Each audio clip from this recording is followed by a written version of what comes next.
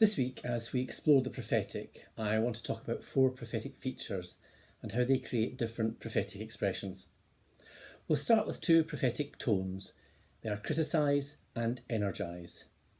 Prophetic individuals recognise and reveal the space that exists between us and God. They call out the gap between God's reality and our own. This is criticise. The critic is to expose the gap, and the role of the energizer is to inspire us to stand in the gap. Prophetic individuals tend to gravitate towards one aspect over the other. In Jeremiah 1, God tells Jeremiah he will root out, pull down, destroy and throw down the criticising aspect. And he's also given the task of building and planting, the energising aspect. Compare this with Isaiah, who brought significant accusations against the people of God, but more visitations of messianic restoration and renewal. They were both prophetic individuals, but their ministries were at different places in the criticising and energising continuum. Genuine prophetic ministry will always include both. Now next, there are 2 prophetic tactics. They are verbalise and visualise. Communicating God's reality in the face of false realities sometimes requires extreme tactics so that a compelling contrast can be made. Verbalising is a definite means for prophetic individuals to show alternative reality. Communication involves more than just words, however.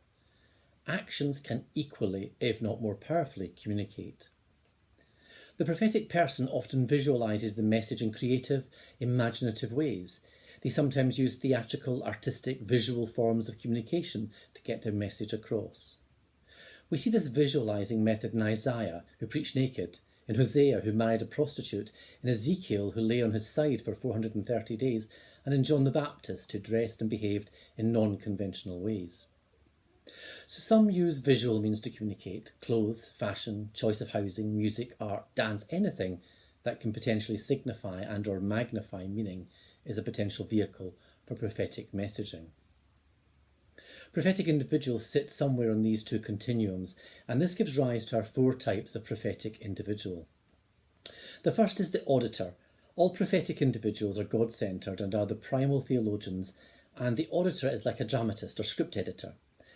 Their task is to study the script and audit the performance to ensure the intended meaning is accurately communicated and portrayed. They are the ones who step in and say, this is not what the author intended to be conveyed in this scene. The auditor is a prophetic individual who primarily incorporates the criticising and verbalising aspects. They are the ones who are passionate about ensuring scripture is lived out in ways that represent the heart of God. The church-based auditor detects when the church has gone off script and feels obligated to call the church back to how the author originally intended the scriptures to be lived out. The auditor primarily uses speech and language to do this, and this can also include poetry, singing, preaching and teaching. Next is the Awakener.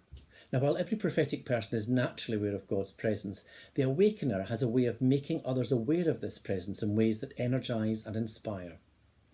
Their sensitivity to God's presence and power leads them to see potential for God's will to be fulfilled in almost every situation.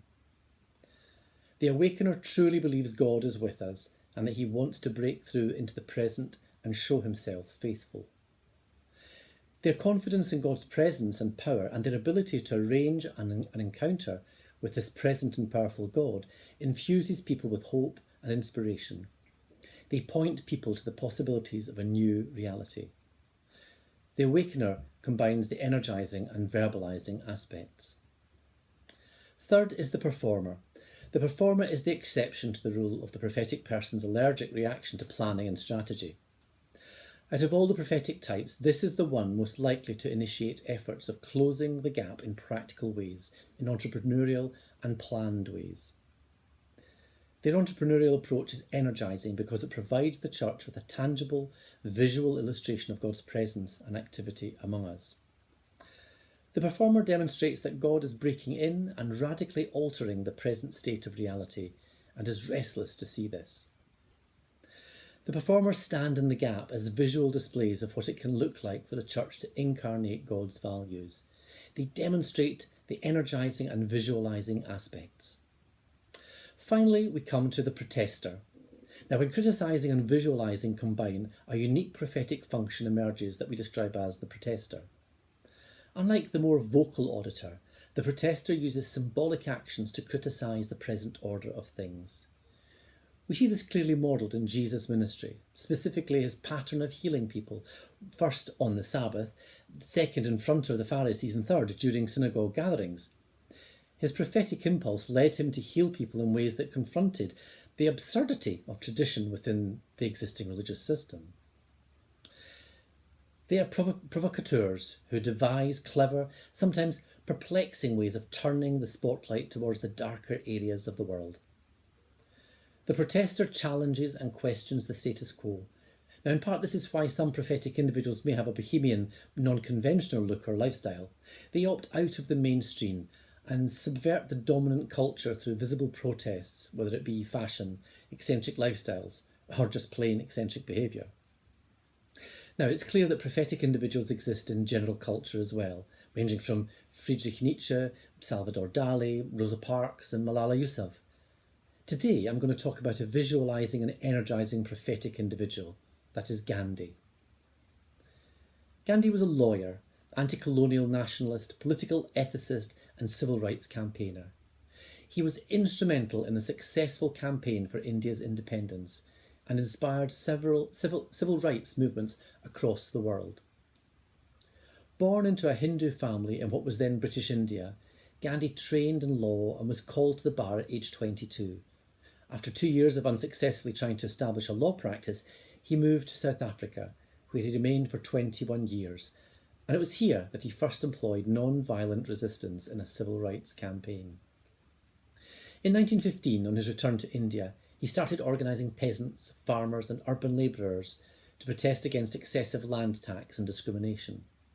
From 1921, Gandhi led nationwide campaigns for easing poverty, expanding women's rights, building religious and ethnic amity, ending untouchability, and above all, for achieving self-rule.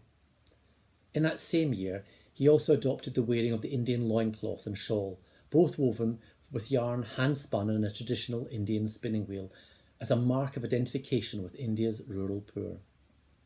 He lived modestly, ate simple vegetarian food, and undertook long fasts as a means of self-purification and political protest.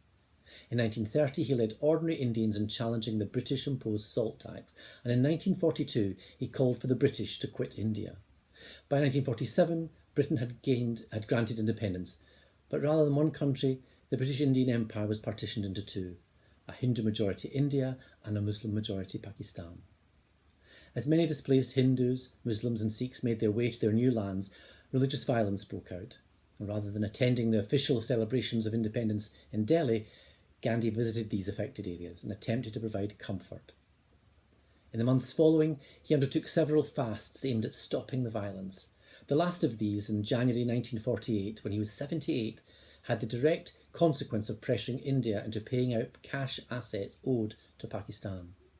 Now, some thought Gandhi too accommodating, and amongst them the Hindu nationalist who eventually assassinated Gandhi on the 30th of January 1948. Gandhi embodied the performer. He used new and unexpected means to communicate his message, energising his base and acting as an example that others followed.